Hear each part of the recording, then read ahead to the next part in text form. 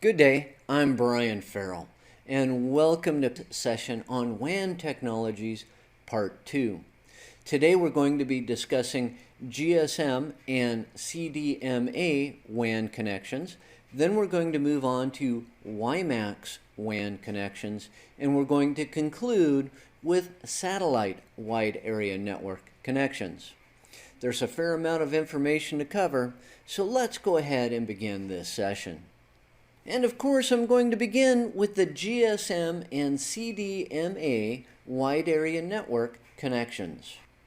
All cellular carriers use one of two methods for connecting devices to their networks, and those methods are not compatible. Currently in the United States, AT&T and T-Mobile use the Global System for Mobile, or GSM standard, to connect their devices to their networks. Both Sprint and Verizon use Code Division Multiple Access, also known as CDMA, as their method of connecting to networks. And those two standards are not compatible. The majority of the rest of the world utilizes GSM as the method for cellular network access. Let me speak briefly about cellular networking. Cellular networking involves using the cellular phone system for more than just phone calls. Cellular networking has been around for a while, and it originally wasn't known as this, but the first version of it is First G or 1G cellular, and it was only capable of voice transmissions. As improvements came along, we got 2G. That is cellular with simple data transmission capabilities, as in text messaging. 2G Edge offered some basic cellular networking connectivity and was a stopgap measure between 2G and third generation cellular. 3G cellular is the beginning of cellular WAN networking. It's giving way to 4G cellular, which is still an emerging technology. 4G currently consists of both LTE and WiMAX. As a special mention, we need to talk about Evolved High-Speed Packet Access, which is HSPA+. It was a stopgap between 3G and 4G networking. It's still available today. The current standard for HSPA+ allows for up to a maximum data rate of 84 megabits per second. Now, it's not quite as good as LTE, which is long-term evolution. LTE uses an all IP-based core with high data rates. Now, LTE is compatible with both 3G and WiMAX. The current standard for LTE allows for up to 300 megabits per second in download speeds and up to 75 megabits per second in upload speeds. Now let me introduce you to WiMAX WAN connections. WiMAX stands for Worldwide Interoperability for Microwave Access. That's a mouthful. That's why we say WiMAX. WiMAX was originally developed as a last-mile alternative to use when DSL or cable was not available. It can provide an alternative broadband connection to a fixed location. It uses microwave transmissions as an over-the-air method to transmit voice and data. It does require line of sight between relay stations, but WiMAX can be used to cover significant geographic distances. Also, many municipalities are exploring the use of WiMAX as a means of providing reasonably priced broadband to their citizens without having to wire every household. WiMAX is often considered to be a type of 4G technology because it is compatible with LTE networks. But WiMAX is not compatible with third-generation cellular networks. It is time for us to conclude with satellite WAN connections. Satellite WAN connections are a type of microwave satellite networking. It uses microwave transmissions as an over-the-air method of transmitting voice and data, just like WiMAX. It can be an effective means of extending networks into places that are hard to reach. It does use microwave radio relay as the method of transmitting data through the atmosphere. Just like WiMAX, it requires line-of-sight relay stations, but it can cover even more distances than WiMAX. Why is that? That's because it utilizes a satellite network. By the way, because of the distances that satellite transmissions can cover, this can lead to latency problems. Think about it.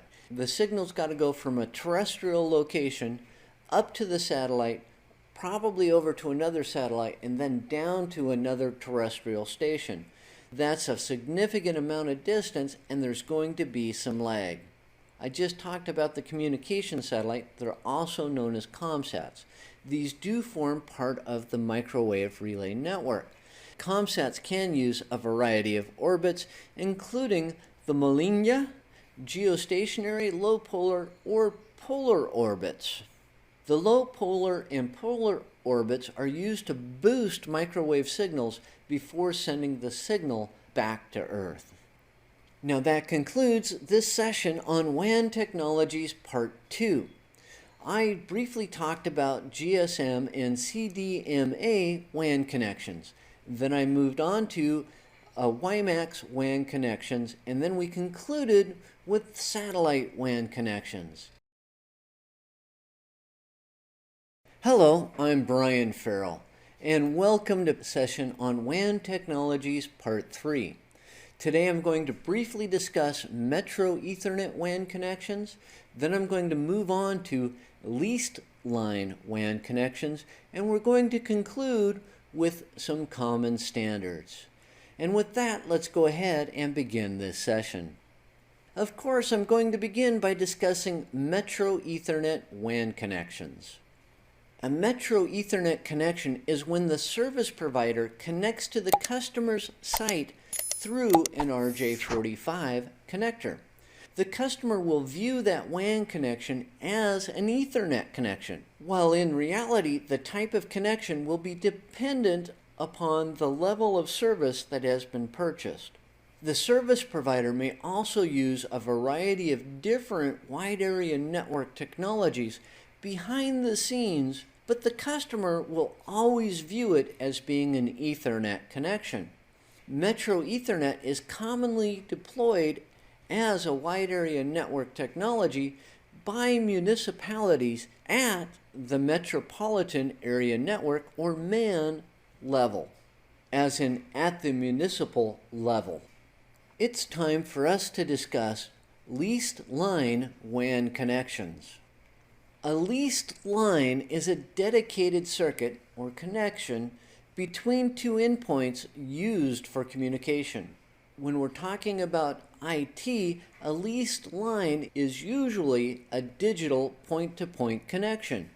A leased line can utilize either a plain old telephone service line, a POTS line on the public switched telephone network, or it can be a fiber optic circuit provided by a telecommunications company.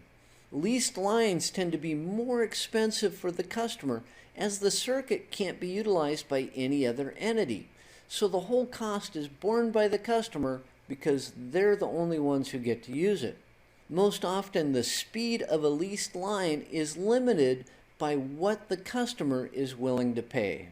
There are some multiplexing technologies out there that can be used to increase the amount of channels that are provided on the connection. One of the leased line technologies that you need to know about is point-to-point protocol, PPP. It is a common data link layer or layer 2 protocol that's used with leased line networks. PPP can simultaneously transmit multiple layer 3 protocols. It can transmit IP and IPX and AppleTalk all at the same time through the use of control protocols, which are actually specific to the layer 3 protocol that's being transmitted. PPP can include a feature called multi-link PPP, which allows for multiple physical interfaces to be bonded together and act as a single logical interface. This effectively increases the available bandwidth to that system. There are different types of leased line connections. In the United States and South Korea, there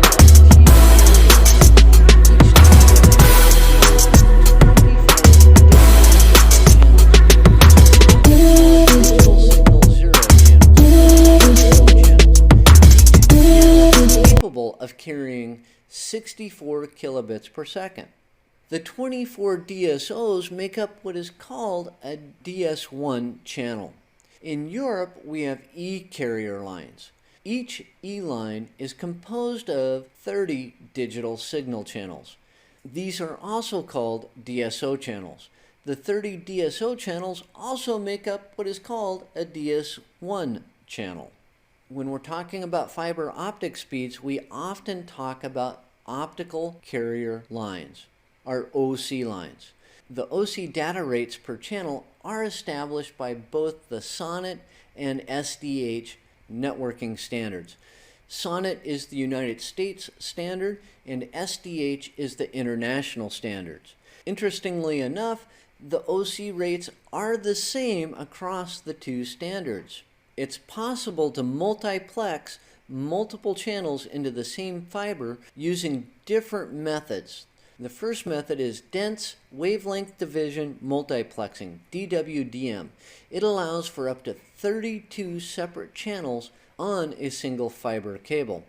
Or you could use coarse wavelength division multiplexing, which allows for up to 8 separate channels on a single fiber optic cable. Let's conclude with common standards. The standards I'm going to be talking about are the speeds, and we begin with T-lines.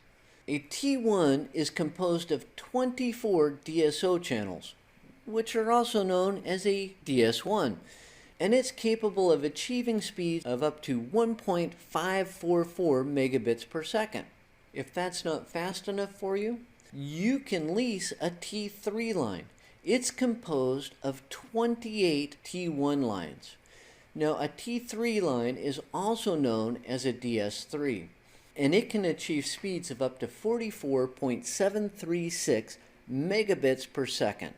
If you're in Europe, you might lease an E1 line. An E1 line, which is composed of 30 DSO channels, can achieve speeds of up to 2.048 megabits per second. Just as with the United States, if that's not fast enough for you, you can lease an E3 line, which is composed of 16 E1 lines, which gives you up to 34.368 megabits per second speed. While a T1 is slower than an E1, a T3 is faster than an E3. For OC lines, we have the OC1.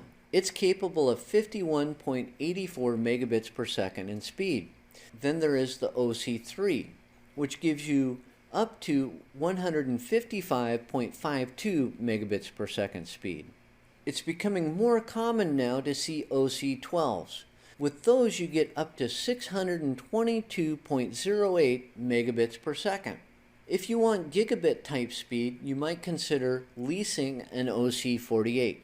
That gives you up to 2.488 gigabits per second in bandwidth. Currently at the top of the line is the OC192.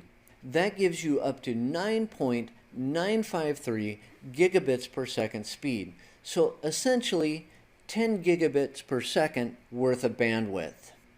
Now that concludes this session on WAN Technologies Part 3. I briefly discussed Metro Ethernet WAN connections, and then I went on to a discussion about leased line WAN connections, and then I briefly mentioned some common standards.